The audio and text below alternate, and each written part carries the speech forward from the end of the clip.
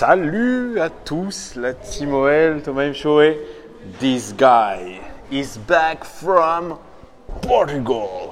C'était mou Ça comme, va, JP? Non, c'était bien, Si, c'était bien. Ça va la team OL alors avec JP? Comment c'était tes vacances, JP? Bah, c'était bien, j'ai vu plein de foot, donc c'était bien. Ouais, j'ai vu que tu m'as envoyé un nombre incalculable de textos. D'habitude, c'est pas le cas. Ça veut dire que quand tu es solo, tu es tranquille. Exactement. Tranquille, Émile, tu peux voir le foot. Au calme. Et notamment cet Olympico qui sentait le soufre, hein, parce qu'on se rappelle des conditions de l'année dernière. Hein. On vous rappelle aussi les conditions de cette année, le bus caillassé pour commencer le match. Hein. C'est normal. Et puis Saint-Étienne qui nous a facilité la tâche en perdant contre Montpellier, évidemment. Et ouais. d'où ça nous faisait une sorte de penalty Oui, pour la Champions League. J'ai vu ça. Bah, en même temps, je change pas d'avis. Hein. J'ai toujours dit qu'ils garderaient leur 3e place. Alors après, il y a des hauts et des bas. Je persiste et signe les Verts, ou les enragés de verts comme tu les appelles. Je pense que c'est Les chiens verts. C'est une équipe de losers. Ils sont pris les pieds dans le tapis contre Montpellier. Je pensais même que Montpellier les accrocherait à peine, mais bon, tant mieux. Bon, ben, il faut dire qu'ils se sont pissés dessus. Hein. Robert Beric notamment en premier lieu, les occasions ratées. Hein, et puis nous, on a tapé l'OM comme d'habitude. Voilà, 3-0. Alors ça, par contre, ça fait le tour. Ça fait le tour. Vous avez vu la boule de cristal, c'est plus lui qui l'a, c'est moi. Bon, il faut dire que tu es moins sur les vidéos. Mais les gars, si vous voulez gagner un peu de pognon, écoutez-moi. Non mais 3-0, ça faisait beaucoup. J'aurais pas misé 3-0. C'était comme le 3-0 face à Barcelone, je crois que j'avais pronostiqué, n'est-ce pas? Bref, voilà un très beau match de la part des Lyonnais qui nous ont maîtrisé quasiment de A à Z avec 15-20 minutes, toujours de bonne facture en début de match. Hein. Oui, enfin, on arrive sur la fin de championnat, la maîtrise, le machin, le truc. On s'en fout, il fallait absolument gagner. Sur la forme, j'ai été surpris de la titularisation de Cornet. Et puis après, je me suis souvenu que Pep avait le flair pour quelques matchs. Donc s'il l'a mis lui, c'est qu'il pensait qu'il pouvait faire le job. Parce que il l'a fait. On va pas se mentir, hein, Traoré il n'aligne plus un pied de Wallon depuis un moment. Mais en même temps, mais quand il le réalignait bizarrement, il faisait des bons matchs. T'as trouvé le dernier match à domicile contre Lille intéressant de la part de Bertrand Traoré? Non, mais ça je te parle sur le long de la saison. Moi je trouve, oui, sur le long de la saison, mais je trouve que sur des matchs coup de poing comme ça, Maxwell Cornet était quand même plutôt fiable. C'est vrai, mais ça n'a pas toujours suffi. La preuve, c'est que tu l'as sorti de sa boîte pour les matchs où tu avais vraiment besoin de lui, et il t'a pas fait à chaque fois le coup de City. Faut pas rêver. Mais il a marqué combien? Il a marqué 3 buts contre City et 2 buts contre l'OM, c'est quand même pas mal. Oui. Bon, correct hein, pour sa saison. Lui qui réclame une prolongation de contrat juteuse sûrement, qu'il n'a pas, qu'il n'obtiendra probablement pas, et on pourrait s'orienter vers un départ. Lui qui a été retenu hein, quand même l'été dernier. Hein. Il a été retenu par le bout du short, oui. Par le bout du short, ouais. Donc au final, voilà, c'est un joueur de détermination, déterminé comme il aime se dire. Et puis tu sais, il a donné une interview dans, je crois que c'est 11 mondial. Tu te rappelles le 11 mondial? Ça existe toujours. Sûr. Ça existe toujours. Il a dit qu'il ne comprenait pas pourquoi il avait été joker de luxe toute la saison, alors qu'il se sentait en forme, un peu plus que certains à l'entraînement. Alors, il ne comprend pas, on va lui expliquer. Hein, parce que bizarrement, avec cet effectif assez homogène parfois, il faut lui dire qu'on joue qu'à 11. Parce que si tu mets, c'était flagrant sur ce match-là, c'est ce qui m'a sauté aux yeux, c'est de me dire, putain, Dembélé il est en forme, mais du coup, comme Depay, il t'en a besoin, mais qu'il est meilleur en avant-centre, du coup Dembélé se retrouve sur le banc. Tu es obligé de faire jouer Terrier parce qu'il est bon et qu'il est là aussi, et du coup, tu es obligé de faire des choix. Et quand tu fais des choix, c'est plutôt bon signe. Et on y reviendra peut-être après, mais Dembélé, c'est quand même 14 buts, c'est le meilleur buteur de l'Olympique Lyonnais cette saison. Il a 14 buts. Il a dépassé Mariano Diaz. Ah, oui, Mariano Diaz. Oui, 14 buts en 31 apparitions, il n'a pas toujours été titulaire. C'est ça qui est le pire. C'est ça qui est fou. Ouais, c'est ça qui est fou. Pep, on l'appelle Pep parce que c'est bientôt la fin. Il a souvent fait le choix de ne pas le faire démarrer. C'est quand même bizarre. Et pourtant, il plante. Et j'ai regardé ses expected goals, il a marqué 14 buts, il aurait dû en mettre 15, donc il est plutôt très très réaliste par rapport à la qualité de ses occasions. Lui, pourtant qui est réputé en avoir chié beaucoup, hein, notamment en Coupe de France. On peut se rappeler d'un certain match où il en avait vendangé 3, 4, 5. Ça a été une première saison, ça a été une saison pour l'OL, finalement, moi ce que je peux qualifier de, pas de médiocre, mais pas loin, parce qu'il y a eu des exploits, oui, mais sur l'ensemble de la saison, je suis désolé, on ne tire pas encore les bilans, mais… Non, on va les tirer, t'inquiète. Parce qu'il y a des supporters qui veulent le conseil de classe. Mais ça, bien évidemment, dès que la saison sera terminée, on se fera une joie. J'ai déjà une idée pour les premiers prix. Bref, on rentre dans les statistiques générales de ce match. JP adore, certains d'entre vous aussi, n'est-ce pas ?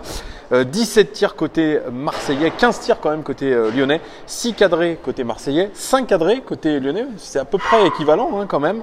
75 passes réussies dans le dernier tiers pour Marseille, c'est très peu. 88 passes réussies dans le dernier tiers pour l'OL, c'est peu aussi sur un match comme ça. 20 centres côté marseillais, on a quand même concédé 20 centres. Nous, on en a fait que 7, qui étaient la plupart du temps ratés. 32 tacles côté marseillais, 15 tacles côté lyonnais. Ça a montré l'engagement complet de ce match. 49% de possession dans le camp lyonnais pour Marseille et 51% de possession dans le camp marseillais pour l'OL. C'est kiff bourricot au niveau de la… Ça prouve surtout que le score est un petit peu sévère quand même. Ouais, un petit peu sévère, on le verra juste après. 4 passes réussies dans la surface sur 16 seulement pour Marseille, ça c'est faiblard. Et nous, 12 passes réussies dans la surface sur 22, c'est aussi un petit peu faiblard. Au niveau des expected goals, c'est là où on va voir que c'est à peu près pareil. Ils auraient dû marquer 1,5 buts. Ils en ont marqué 0, donc ils sont clairement en sous-performance. Et nous, on aurait dû en marquer quasi 2. Eh bien, on en a marqué 3. Nous aussi, on est en surperformance, en légère surperformance. Mais tu vois, c'est kiff bourricot sur les expected goals. Et sur la dernière statistique que j'aime bien donner, les non-shot expected goals, c'est-à-dire les buts qui auraient dû être marqués dans le jeu sans tir, c'est-à-dire vraiment dans la création de jeu, eh bien, on aurait dû marquer 1,7 buts. Donc, quasiment… autant que les expected goals. Donc, on a créé du jeu et du jeu efficace. Oui. Enfin, après, sur la vision globale du match, Marseille, c'était quand même pas terrible non plus. Non, c'était pas. Voilà, j'ai pas l'impression que tu as eu besoin d'un grand OL pour leur mettre 3-0. Ouais, et puis on a vu surtout un Steve Mandanda aux fraises complet. On persistait au signe. Aux fraises complet. Si on échangeait de gardien entre Olympique, on n'aurait pas les mêmes courbes, c'est sûr. Ouais, effectivement. Et puis si tu regardes la position moyenne des joueurs sur le terrain, c'était un 4-2-3-1 à la base. Et en finale, c'était un 2-4-3 avec les deux défenseurs centraux, Morel et Marcelo. La ligne de 4, ouais. Et puis surtout les trois attaquants avec Nabil Fekir, meneur de jeu, et Memphis Depay et Maxwell Cornet en pointe. Voilà, c'était ça la position moyenne des joueurs. Maintenant, on passe à l'analyse joueur par joueur. Tu vas pouvoir nous dire ton ressenti. Anthony Lopez. Égal à lui-même, étincelant. Étincelant, vraiment. L'homme de match, hein, moi, carrément. Je le dis. L'homme de la saison, peut-être côté Olympique. L'homme de la saison par rapport à sa régularité et à son seuil de performance, oui, sans aucun doute. Parce que lui, il n'a pas failli tout au long de la saison. Parce que la défense a quand même vacillé. À un moment donné, il te sort 3-4 parades d'affilée. Il faut quand même les sortir. Et puis, quand tu le compares à Mandanda, c'est le jour et la nuit noire. Oui. Tu prends justement de cette comparaison. C'est vrai qu'on est souvent très critique avec l'OL parce qu'on considère qu'il pourrait faire mieux. Mais il y a juste à tourner la tête et regarder nos amis marseillais. Eux, ils sont vraiment au bout du gouffre. Ils ont entre guillemets un entraîneur qui a déjà prouvé à l'extérieur. On ne peut pas en dire autant du nom. Voilà, c'est vrai. Ils ont des joueurs internationaux qui normalement sur le papier devraient briller. C'est vrai. Et il faut une saison de merde. Catastrophique, pire que nous. Nous finalement, on est en train de sauver les meubles. Mais voilà, Anthony Lopez, je reviens dessus parce qu'on ne veut pas lui aligner les bifetons autant que les autres. Ça va venir. Ouais, j'espère que ça va venir. Parce que franchement, il le mérite. C'est des économies de bout de chandelle. Ouais, c'est des économies de bout de chandelle. Et il n'y a pas à en faire dans ce dossier-là. Et ça, voilà. Après, faut qu'il se méfie aussi. Les places de gardiens. Il y en a au FC Porto. Oui. Il y en a une au FC Porto. Exact. Parce que sans Iker, il a mal au cœur. Mais il faut qu'il se méfie quand même. Bref, on continue avec Marcelo, le Tracto Pelao, qui est en nette progression depuis quelques matchs. Et bien, encore une fois, il a fait un match très correct, je le dis, 55 passes réussies sur 64, c'est le record du match, tout simplement, et 2 dégagements. Alors, le seul bémol que je lui mettrais, c'est qu'il joue beaucoup en retrait. beaucoup vers l'arrière. Ça te Mais il rappelle n'est un pas- William il est- Carvalho, ça. Bah oui, là, il est peut-être pas si en confiance que ça non plus. Voilà, mais en tout cas, il n'a pas fait beaucoup de bourdes. Il a détourné d'ailleurs une. En une jouant belle derrière, frappe, il y a je moins de chance déjà. crois. Ouais, il a pas fait trop de bourdes. Morel, c'était la surprise du chef parce que Oumar Solet avait été laissé à la maison, hein, le jeune joueur finalement qui n'est pas. Qu'on verra pas. Qu'on verra pas parce qu'il n'est pas au niveau selon Bruno Genesio. Il a préféré titulariser Jérémy Morel, la première fois depuis 4 mois quand même. Eh bien Jérémy Morel, je ne sais pas ce que tu en as pensé, mais moi j'ai trouvé qu'il a tenu la baraque et c'est un petit mot que je dis, il a franchement fait un bon match. Il a fait non seulement un bon match, et d'autant plus que si tu prends ça en considération, le fait qu'il sorte du placard au bout de 4 mois, on aurait été quand même pas très méchant avec lui si c'était un petit peu déchiré, parce que c'est pas simple. Ouais, c'est pas simple de revenir comme ça dans un match comme l'Olympico. Et au niveau des stats, c'est pas trop mal. 42 passes réussies sur 45, ce qui est plutôt quasi un 100%. Et puis 7 dégagements, c'est le record du match tout simplement. Donc il a été là pour dégager les ballons qu'il fallait. Normalement, c'est plutôt Denayer qui le fait, mais il l'a remplacé d'une fort belle manière. Ferland Mendy, lui aussi, qui revient de blessure et qui retrouve une place de titulaire. 7 passes réussies dans le dernier tiers sur 9, c'est faible au niveau de l'intensité offensive. 2 duels réussis sur 2, 10 ballons récupérés, record du match. 2 tacles réussis, record côté lyonnais. 2 interceptions, 3 dégagements et 2 dribbles. Match plutôt correct de la part de Ferland Mendy, qui aurait pu bien évidemment faire mieux, mais quand tu restes sur la touche pendant un mois, voilà, c'est pareil. Ferland Mendy, tous ces joueurs-là, ils peuvent toujours faire mieux. C'est bien ce qu'on, entre guillemets, ce qu'on leur reproche, c'est que oui, ils pourraient toujours faire mieux. Mais sur ce genre de match-là, avec ce résultat-là, il n'y a pas grand-chose à exiger de plus, si ce n'est de se dire, essayer de maintenir un niveau de concentration et de motivation encore un tout petit peu, qu'on finisse cette saison et qu'on l'oublie bien vite. Toi, tu me fais déjà une conclusion alors que j'en suis co-défenseur. Mais c'est la vérité. On continue avec Dubois. Alors Dubois, lui, pour moi, il est un petit peu déçu par rapport à ses dernières prestations. Déjà contre Leeds, ça avait été un petit peu compliqué. Et là, il est en train peut-être de subir physiquement l'accumulation des matchs. Ça fait combien de temps qu'il est titulaire? Ça fait un moment. Et là, il se fait un peu du mal. Une passe clé quand même pour lui. 0 centre réussi sur 3. Qualité pour l'instant, c'est sa qualité première, mais il n'a pas été au top. Et puis 3 dégagements, et puis c'est tout. Voilà. Pas de centre, cherche pas. Toi qui aimes tellement ce facteur, c'est la physique, sûrement. Ouais, il est un peu dans le dur. Dubois, il a souffert d'ailleurs face au Campos. Oui. Il a pas mal souffert. Mais voilà. De toi conneries. Bref, on va pas lui en vouloir parce qu'il a fait tellement de bons matchs. On continue avec Oussem Aouar, titularisé toujours dans le double pivot. 7 passes réussies dans le dernier tiers sur 10, correct. 3 duels réussis sur 4, c'est pas trop mal. 5 ballons récupérés, 3 interceptions, record côté lyonnais dans ce match. Et 3 dribbles réussis. Un match en demi-teinte pour Oussem Aouar. Je ne sais pas si tu es d'accord avec moi. Il a fait une première mi-temps moyenne où on ne l'a pas trop vu. Un peu plus défensif. Et puis, il a illuminé un petit peu son match avec la passe décisive pour Maxwell. C'est tout. Voilà, c'est tout. Voilà, même si les statistiques sont loin d'être dégueulasses. Hein. Oui, mais il a apporté sa statistique. Il a apporté sa petite patte. On le dit, moi je le dis à chaque fois, les statistiques c'est bien gentil, avoir des belles statistiques c'est super, mais s'il n'y a pas de prise de risque, tu auras toujours des belles statistiques. Hein. Sauf que dans son cas, lui, je préférais qu'il ait des moins bonnes statistiques, mais qu'il y ait plus de prise de risque. Ouais, mais il est plus dans le défensif. Moi, ce que je lui reproche, c'est pareil que lors du match contre Leeds, c'est beaucoup latéral. C'est beaucoup latéral, beaucoup de sécurité. Voilà, beaucoup de sécurité, un peu comme Marcelo. Je crois qu'il n'est pas non plus en confiance absolue. Il a, je crois, beaucoup plus marqué la saison dernière que cette saison. Oui, il était bien. Ce qui est bizarre. Ouais, voilà, ça prouve que le joueur, lui aussi, a besoin de peut-être parfaire un petit peu son physique, moi aussi. Non, voilà. Puis ça ira mieux avec le nouveau coach, qui va le faire progresser. Puis gagner un autre état d'esprit parce que j'ai eu vent de quelques tensions à l'époque où on a joué le match retour contre le Barça. Il n'a pas joué et puis après il a un peu boudé, un peu fait son Calimero. Bref, voilà, il faut lui aussi qu'il se regarde dans un miroir parce que voilà, il est jeune, il a besoin de progresser. Bref, je n'en dirai pas plus. Tanguy Ndombele, pareil que Anthony Lopez, stratosphérique.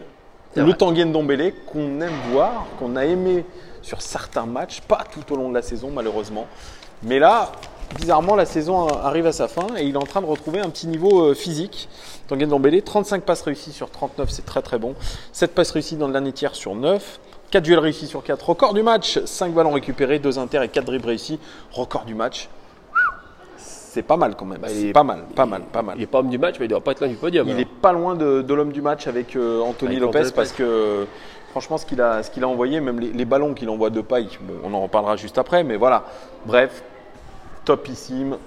On est d'accord là-dessus. On continue avec Nabil Fekir, Bilon. Et bien depuis le match contre Bordeaux, c'est un peu compliqué, hein, comme sa saison, un petit peu. C'est le résumé de cette saison. Nabil Fekir, je te laisse embrayer sur Bilon. Capitaine, hein, capitaine. Voilà, je crois qu'il n'y a pas grand-chose d'autre à ajouter. Moi j'ai l'impression qu'il se planque, mais bon, après. Qui se plante, c'est-à-dire Qui se planque. se planque. Qui se planque. C'est-à-dire qu'il vient planquer. ouais, voilà, il a tendance à peut-être pas être aussi bien qu'il voudrait, du coup, Il prend moins de risques. Voilà. Ou alors, ouais, c'est ce qu'on a besoin d'un Fekir à 100%, je pense, pour qu'il puisse développer quelque chose. On a tous besoin des joueurs à 100%. Alors, surtout lui. 12 passes réussies dans le dernier tiers sur 15, c'est le record du match, pourtant, et 2 tacles réussis. Record côté lyonnais, et puis c'est tout pour Bilon, pas de passe clé. La seule vraie occasion qu'il a eue, il l'a mise dans les bras de Mandanda. Voilà. Faut le faire. Voilà, il faut le faire quand même. Normalement, une frappe cadrée avec Mandanda, c'est but. Oui. Bref, il a été encore une fois décevant. Quel sera son avenir? On le verra, on en débattra, mon cher Jean-Paul. Et surtout, ouais, où est-ce qu'il a envie d'aller? Ouais, où est-ce qu'il a envie d'aller? On continue avec Martin Terrier, l'homme de cette fin de saison. Il avait marqué 7 fois en 6 rencontres, je crois. Oui. Eh bien, ça a été moins de réussite quand même. 2 tacles réussis seulement. Provoque l'expulsion quand même. Ouais, il provoque l'expulsion de Tchaletassar. Un fait de match très important. Quand même. Il bouge. Il a essayé quand même aussi de garder son côté, d'aider son coéquipier du côté. Mendy, il a essayé de l'aider. Dans son optique d'évolution et d'intégration par rapport à l'OL, la seule chose qui peut entre guillemets imposer, exiger, je trouve pas le terme exact, c'est d'être titulaire et de dire je fais la compo et je démarre forcément avec lui. Ouais. À partir de là, il nous montrera tout ce qu'il sait faire. Mais moi, je pense qu'il est beaucoup plus à l'aise dans un poste axial que sur un côté.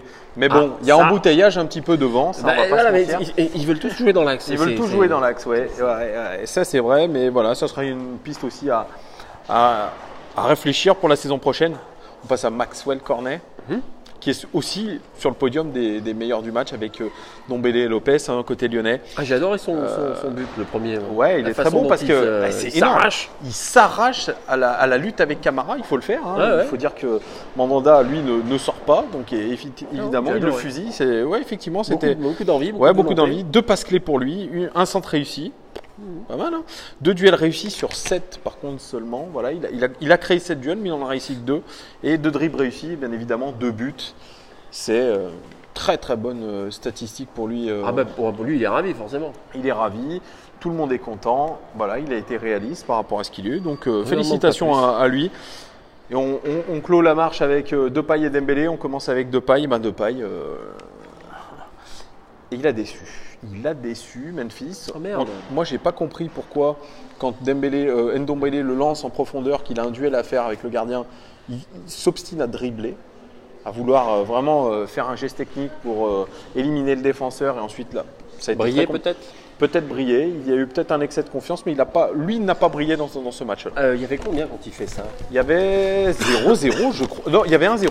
Ah. Il y avait 1-0. C'était le but du match. C'est pour ça que Pep disait qu'on devait mener 2-0. Exact.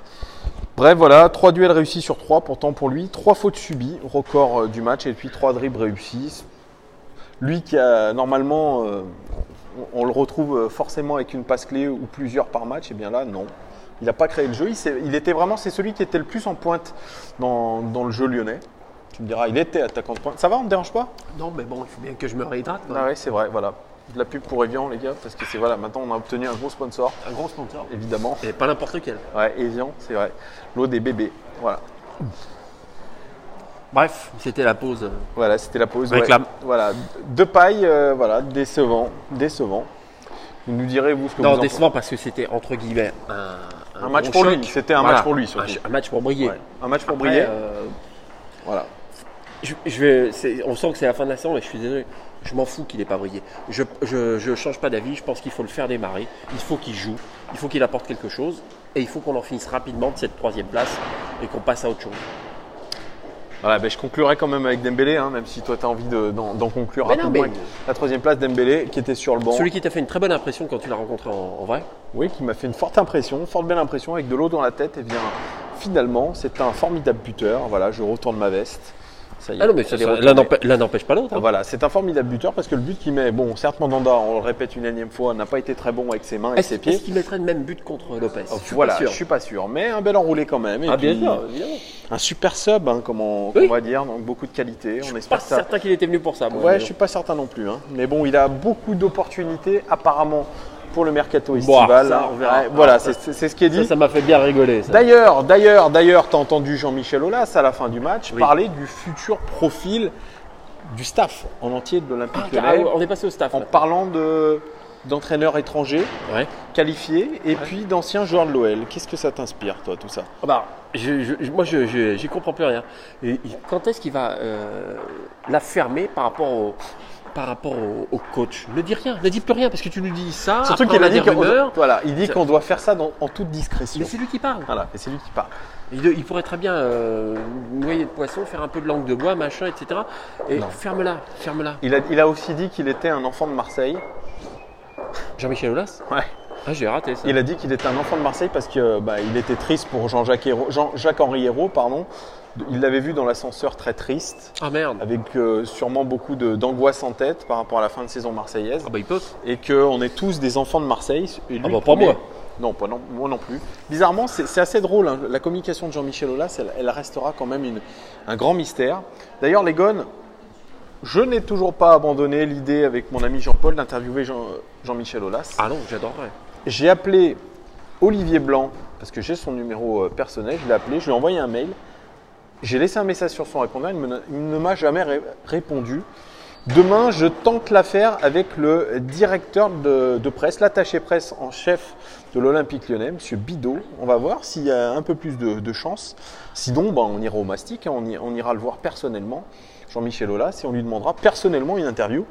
Ça pourrait être très très intéressant, en tout cas. Je pense que. Ah moi je peux Ouais. même lui laisser choisir les thèmes s'il veut. Voilà, c'est ça. Moi, je pense que ça pourrait être sympa. Après s'il Voilà. veut, j'ai des idées. Donc, hein. on va tout faire, en tout cas, pour l'interviewer. Ce n'est pas fini, bien évidemment. Voilà. Et oui, donc là, voilà. Donc, on conclut sur Jean-Michel Aulas. Et sur la seule chose qui moi m'obsède maintenant que je sais qu'on ouais. est débarrassé de Pep, en tout bien tout honneur évidemment, et on lui souhaite pas plus que ça. Ouais. Et on lui souhaite une belle carrière parce qu'il avait plein de propositions. Bref. En tout cas, il a l'air très motivé sur le banc de touche. Hein. Moi, je l'ai vu quand l'OL a marqué son Non, mais premier but. Il était autant impliqué qu'avant. Je veux savoir qui est le prochain coach pour savoir où on va, c'est tout. Est-ce que ça pourrait être Ranieri? Tu te rappelles de l'entrevue Aulas et Ranieri en disant Ouais, non mais. j'espère qu'on travaillera Ouais, non, ensemble. mais, J'espère qu'on travaillera ensemble. Ouais, mais bon, Ranieri. Ouais, voilà. Moi, je suis d'accord avec toi. Oui, Échec Ranieri, à Fulham, ok, échec ouais. à AS Roma, échec à Nantes aussi. Hein. Il faut pas se mentir, il n'y a pas eu un. Enfin, c'est pas ce qui me fait rêver moi. Mais bon. Moi non plus pour tout indiquer. Bon, toi tu verras, Sabrina Mouchi, Juninho, ça me fait Ouais, pas rêver non plus. ça c'était nul à chier. Cette rumeur sortie par Bilal Ghazi de l'équipe, peut-être une rumeur où on a voulu envoyer Après, un faux message. Si Juninho veut revenir dans le staff, pourquoi pas, mais pas en tant qu'entraîneur. Effectivement. Voilà les gones, c'était notre petit débrief avec Jean-Paul de ce match, de cet Olympico. Les chiens verts sont à 4 points. Normalement, l'OL doit faire le job face à Caen. Voilà, il Après, faut continuer. bizarrement, je redoute plus ce match-là que le match de Marseille. Oui, parce que Parce que ça, Caen, mais exactement, joue joue ça sa sur tête. Et l'OL y est presque, mais il n'y est pas encore. Je suis d'accord. Voilà les gones, dites-nous en commentaire, comme à chaque fois, qu'est-ce que vous avez pensé de cet Olympico? Est-ce que ça y est, vous êtes rassurés? Le penalty a été transformé, on va aller en Ligue des Champions, du moins en phase de qualification de la Ligue des Champions, au pire. Voilà, dites-nous tout, qui vous avez aimé dans ce match, qui vous avez détesté, dites-nous tout. Est-ce que vous êtes d'accord avec cet homme-là? Est-ce que vous pensez surtout que ce sera plié avant la fin du championnat, c'est-à-dire à l'avant-dernière journée, ou s'il faudra attendre la dernière journée pour être sûr? Voilà, dites-nous tout, bien évidemment les gones, merci de votre soutien, merci pour vos commentaires gentils sur mon pronostic. Je fais un carton plein en ce moment, et puis merci de vos abonnements, à très vite, très bon début de semaine, et bien évidemment, Il y aura peut-être d'autres vidéos dans la semaine selon l'actualité. Et puis sinon, il y Laurent aura Blanc, si tu nous regardes. voilà. Et puis sinon, il y aura l'avant-match, bien évidemment, du match contre Caen. Peut-être avec cet homme-là, Peut-être. s'il est dispo, s'il ne balade pas ses chiens. Non, t'en as qu'un. J'en ai qu'un. Ouais. Ciao.